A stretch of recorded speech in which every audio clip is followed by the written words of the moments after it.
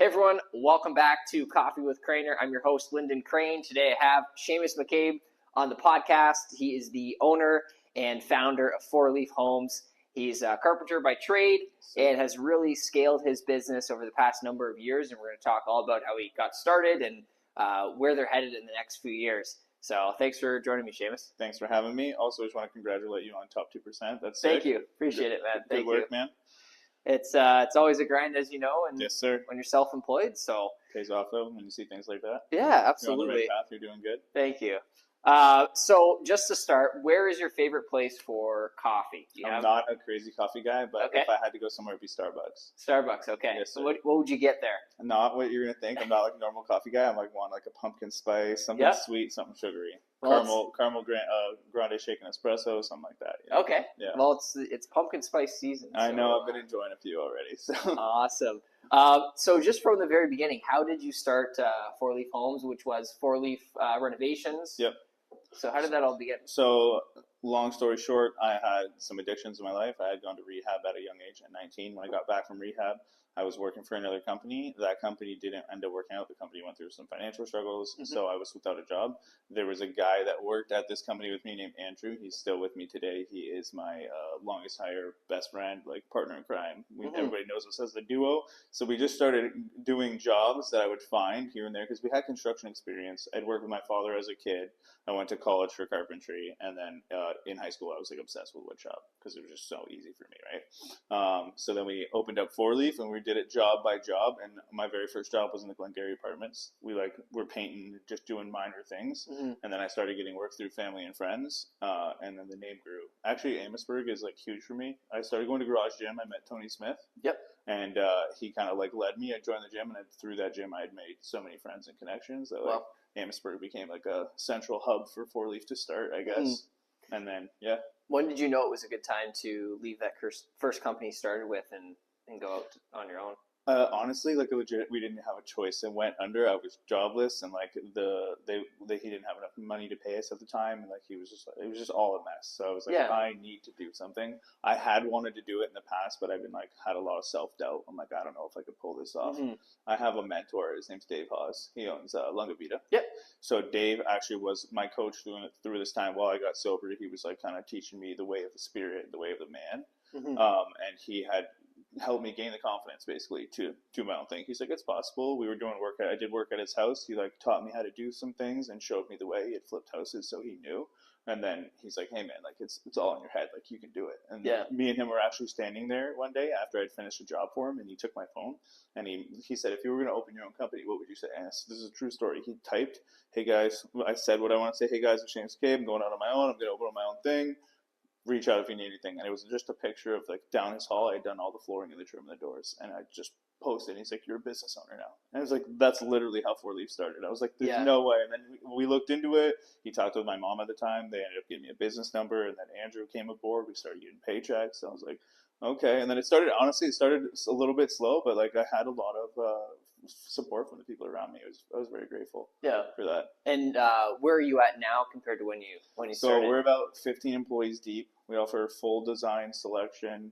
We're licensed and insured. We're incorporated. We do not only just renovations, we do new construction. We do additions, extensions, exteriors, interiors. I'm like a full one-stop shop construction company. Wow. Yeah. And what do you like right now? What are some projects that you're working on? So currently we just put up an addition in the East End, so it turned a carport into a garage with a living. I think I saw that. It's got a living space, bathroom, stuff like that. We do painting now. We do removal of Kitech, so like they have old pipes in their home that need to be removed for insurance purposes. We pull them out, re-drywall it, and then we paint their house back up. We always have at least 1 or 2 kitchens on the go. We try to run like 5 to 6, maybe 7 jobs a week. Wow. Yeah. That's impressive. Yes, sir. Anything you've learned since you first started that has helped you grow? Obviously, the first few months are tough, and the first year in business is always difficult. Yeah. Honestly, it's that there's like never going to be a day you know it all. Like there's always going to be some curveball or something that's going to go wrong. It's just about how you handle it. Like you could have a bad day every day if you let yourself. Yeah. Or it's just about like, having a different perspective on what's happening and learning from it, right? Yeah.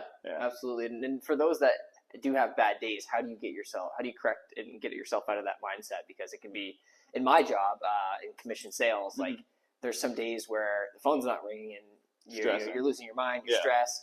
For you, how do you switch out of that mindset? So I actually have this opposite problem. On a bad day for me, that phone's nonstop. It's, hey, I got a problem. Hey, I need this. Hey, what's going on? When's this in your coming? business, for I'm sure. like, oh my God, right? Yeah. So for me, I personally at work, I'll take like an hour at lunch or 30 minutes and I'll like go journal. I'll go for a walk with my dog, something to de-stress. And then I come up with an action plan, calm myself down. I'm like, okay, let's break this down and figure out what we can attack today, what we can control right now, and what we got to do to help tomorrow, you know? Yeah. And now you're at 15 employees. Yeah. What's that been like? It honestly, I don't want to say chaos because we're very organized, but it's organized chaos. It's a lot of moving parts, but I'm thankful I have Ryan who works for me and Andrew, the guy I talked to originally. They are like my left hand and right hand. We're all our guys follow the same principles. We're all like very tight with each other. We go, I take them up north. We go like for chicken wings. We go paintballing. We do all this stuff. So we're like, I'm lucky to have that community. But like managing 15 guys, 15 materials, 15 saws, all this stuff, it can be a lot. But we're doing well. It's just there's a lot of learning curves. There's a lot of stuff. We're like, okay, don't do that this time. Just so we got to do this. Yeah. And is for you the long-term goal to like right now? Are you on site all the time? Do you still want to keep that role? I think that part of the business is me being there. And like I learned in the past, this is something I'll openly admit, there's a period of time that I wasn't really showing up to my jobs. I was kind of just doing the office work and doing what I needed to do. It's important as me, the owner, and like the boss to be there to see things, to be there in person. So like I think forever in my job, I'd like to be present. Maybe long down the road, I'll have somebody who takes over this role. But as for now, I'd like to be present on jobs. And I don't work on the tools. I'm more of like a business, sales, and client relation management guy now. So I just show up, make sure everybody's got what they need, and go to the next site. My day is spent just checking on the guys, going to the stores, collecting materials, stuff like that. Yeah. And have you found as your business has evolved, it's your like past clients are referring? Is it a lot of repeat customers? We honestly get a lot of repeat customers most of the time. We have very good experiences with customers. I work really hard on client communication. It's like very important for me, the way I open, the way I close, the way they're heard, the way they're seen. If every job, by the way, has a problem, but it's just like how we handle the problem will make sure you maintain that relationship or not, right? And when you have that initial meeting with a potential customer, is there a certain way that you approach it to stand out amongst other for sure, companies? We offer like some of the cleanest work. Like that's one of the things I tell them. A lot of contractors too will not be like disclose their pricing. I actually will show my clients my dollar amounts. Like, most guys are like, no, I don't want to show them. I think it's way easier to just be like have integrity. It's one of my core values to be honest with them about what they're spending their money on. That way they don't feel like they're getting scammed. So like I offered that. We tell them about the cleanliness, and we even like offer options to work with them. Like I want to know their budget. I want to say, hey, is this possible? And if we actually can't work with that budget, I'm so honest with them at that initial meeting. Yeah. I'm like, hey, I don't think we're the company for you. Not in a rude way. You just got to be polite about it. But like I don't want to waste their time. Right. And for you, is there an ideal type of customer that you enjoy working with? I want to work with everyone, but the goal, I think, for me, just because I'm a craftsman, is to do luxury. I would like to do like very custom things, but that doesn't mean I would turn away the random Home Depot stuff or whatever it is. I want to do whatever. Yeah. But my goal would be to be like a luxury renovation company to service like the cleanest and the most efficient and quality work. So that's, looking 5-10 years down the road, is that where you want to be? Yeah, I want to be a home builder, also doing the renovations and stuff, but I want our service to be like almost flawless. Like McDonald's, when you walk in, you get your burger, you're out. Boom. I want that to be our renovation service. Like to get a gift on the way out, a little postcard, a thank you note. It's just like, boom. And a cheeseburger? Maybe. Maybe, depends. That'd be cool. Yeah, and now employee growth, do you see yourself having 30, 40, 50 employees? Like, I honestly think about it a lot. Yeah. I've been bigger than I am now, and I've scaled back because it's a lot. It's a lot of moving parts, and like that's a lot of payroll. It's a lot of stuff. I don't actually know that part. I haven't gotten that far in my brain. I picture myself to have at least 30 employees. Like we're going to be building houses. We're going to be doing electrical, all this possible stuff. Like these are my dreams. But I don't know if I ever want to be some like mega corp. I'd like to be big enough to like stabilize a healthy life and all my employees be taken care of. Do you find at times I would find it would be stressful is having people on payroll, They're your children, right? Dependent on you, yeah. They're dependent on you. I see it just the way you said it. I literally I have these conversations with my mother, like growing up. I now understand what it's like. I have almost 15 people I feel responsible for. It's definitely stressful because as a leader, that's the role you take on. And like at the end of the day, everybody can say, oh, they can find another job, but I don't want to let that person down. They've invested their time with me. They care about me. I care about them. So like at times it is stressful, but that's why I work really hard in my personal life on personal growth, because like the better I become, the better I can be for them, right? And what are some ways that you find you're working on your own personal growth? I do like a lot of inner work. So like I'm like on a spiritual journey, I would say, in life, like doing the inner work, peeling back the layers of the onion, trying to like figure out why I do the things the way I do, and like what I could do to like let go of full control. I'm somebody like my job on control, like everything's got to go right, or I'm like, Urgh. But like I'm trying to like learn to do that in the right way, like in a peaceful way. I like make sure I hit the gym every day. I make sure that I eat clean. I make sure that like I'm investing my time in relationships that are only going to help me grow, right? Because I got like what I ingest, they get too. Yeah. How I act as a person and how I am and what my reputation is will affect them. Do you find you read a lot of podcasts? I am not a big reader, huge podcast though. Okay. Like in the last like 2 months, I've been on this crave. You ever heard of the Higher Up podcast? I'll send it to you. Yeah. He's super cool. You've seen him on the internet, but I would listen to all his stuff. He meets like some of these guys that teach about the body, the mind, finance, like willpower, all that stuff. But I've been on like a crave for podcasts lately. Yeah. No, it's I like podcasts, audiobooks. I just find you can go through a book much quicker. Oh yeah. And I find if I'm actually physically reading a book, I will fall asleep. Yeah. But I'm not entertained by the book either. It's just too much. I'm kind of bored. I'm bored. I like I'll throw it in and I'll either drive or I can be doing things and absorbing the info. I like that. And you mentioned Dave Haas, who's been on the podcast before as well. Was it important for you to hire a business coach?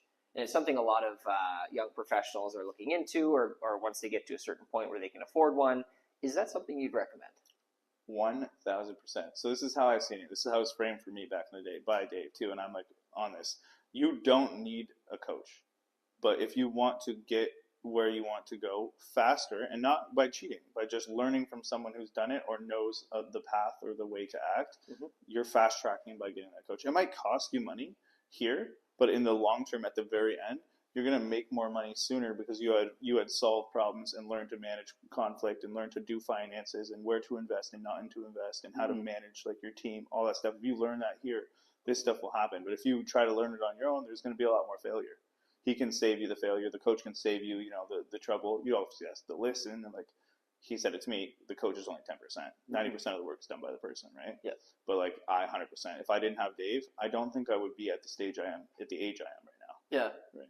And for a business coach or any type of a coach that you're hiring, do they have to specialize in your field? I would say I don't know. I think it would be beneficial, but I don't think so because Dave knew construction, but he wasn't a construction guy. He was a businessman at the end of the day. That's what he is. Say more of a mindset coach. Yeah. He knows how to do it in his head. He still can do it with his hands. He's still a very skilled guy. He's a sailor, all these things. But like, I don't think that person has to specialize in your area. As long as they I think the code or like the path to being successful and doing the right things is kind of like the same everywhere. Okay, good to know. And for just along the investment topic that we're talking about, we're looking at investment in personal growth, but in a renovation home company, 4-leaf homes, where do you find a lot of where you're investing your money, especially if there's younger people that are starting a renovation company? Yeah. Where should they? So they're completing a job. Yep. They have money coming in. Where should they be redeploying that capital? Where do they reinvest? Where should they reinvest? So number one, in today's day and age, you got to have some marketing. You got to be able to be seen, because if you can't be seen, then you're not getting the work. But the appropriate tools and the appropriate materials is everything. So like if you're cheaping out and buying the cheap saw and trying to make nice cuts, it makes sense why the cuts aren't nice. Like for a long time in the beginning, I was kind of cheap. I always bought the model that was a little less. Obviously, the more we grew, the more financial I got. But when I bought the better tool, the quality of work was way better because the tool was made to do that job. So I think investing in the right tools, and like we're heavy on like dust protection and cleanliness. So we have mops, we have like vacuums, we have air filters. Like some people in the renovation business don't even invest in those tools. They just sweep up and vacuum up. We do like everything to like save us the work later. Yeah. And it also looks like it's somebody's home. I don't want to destroy your 5-year-old's room from dust from the basement. You know what I mean? Yes. Yeah. You got all the toys. Have some respect, right? Yes. And I've had to clean in the early days. I've had to clean up stuff like that. And like you try moving 100 pieces of Lego and dusting around them, it's not fun. No, definitely not. Yeah. For anyone that's looking to start in renovations or build homes, what would be some advice you'd share with them? Should they start with a company like you did? Should they just be an apprentice somewhere? What should they? I definitely think I think experience is important. I like it maybe relating to the coach thing. I think you'll fail a lot more, and like it'll cost you a lot more in the beginning if you don't have some basic knowledge. So if you had zero knowledge, I would say find someone who has knowledge, work for them for a period of time, work your way up the ladder, maybe gain like some friendship through that person. So this is like super controversial, but like most people would be upset. I had a guy that worked for me that said, "Hey, I want to go open up my own thing." And to me, like, I don't feel competition towards people. I want to help people. So like, we threw him a party at my house. Everybody came over. We all brought food, potlucked it, had a great night. It was sick. And now he's on his own. But like that kid, I would go out of my way to help him open up his own business. He was loyal to me the whole time. He was a good employee. So like, I would say get the experience with someone like me or someone out there, learn, and then try it on your own. But you have to like have the skill, and you also have to have the clientele. If you just try to run out there and you don't have like your feet down, you're gonna fall. Does it require a lot of money up front to start a renovation company, or is it?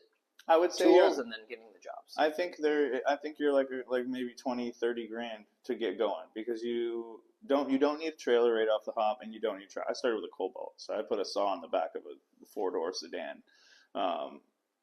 But I don't think you need a ton of money, but you need to have some of the tools. Unless you're gonna get like rent them and put that in your bill, it'd just be a lot harder. But you need some startup. But I started small. I had some basic tools from working from the reno companies that I had before, so I used those tools to get doing the work I can, and then I'd upgrade and upgrade and upgrade. Took me about 1 year to honestly build what I needed to do to like be full force. So I'd end up getting a truck, a trailer, and I had a trailer full of tools, and then I was like ready to rock. Yeah. And biggest mistake you made at the beginning? Rushing, going too fast, trying to be the best right away, not like slowing down. I was like just trying to do work and trying to get my name out there. Job after job after job. Yeah. I wish I had focused a little bit more on the experience back then. But other than that, it was good. Yeah. And what's next for 4-Leaf Homes? Anything exciting you could share to those watching? We're working on some pretty cool stuff in the new year. We're hooking up with some designers, which we'll be doing some like seriously designed projects, and then we have 2 additions coming up. So we just built our first one under 4-Leaf's full name this year. We're about to be finished up for the Christmas, but in the new year we got 2 big ones going down, and those are probably the things you're gonna want to see. Awesome. Yeah. And you have a new marketing company as well that you're working with? Yeah, we're working with Shelter. They're taking care of us front to back. We've rebranded. I got some sweet photos done. I got somebody following me around doing a vlog. We're updating the personal brand. Honestly, I'm super hyped. Next year should be a very good year for us. And if somebody's interested in working with you, how do they get in touch? So you can go to our website, 4leafhomes.com, or you can go to our Instagram, 4Leaf Homes on Instagram or Facebook, or you can reach out to me at 226-346-1804, and I'll get back to you right away. That's the direct line? Oh, yeah. Okay, they get Shamus front and center anytime. Yes, sir. Okay, sounds good. Well, thank you so much for your time. Thank you. Appreciate it, man. Wishing you much success, and you got to check these guys out. Great craftsmanship, and I don't think you'll be disappointed at all.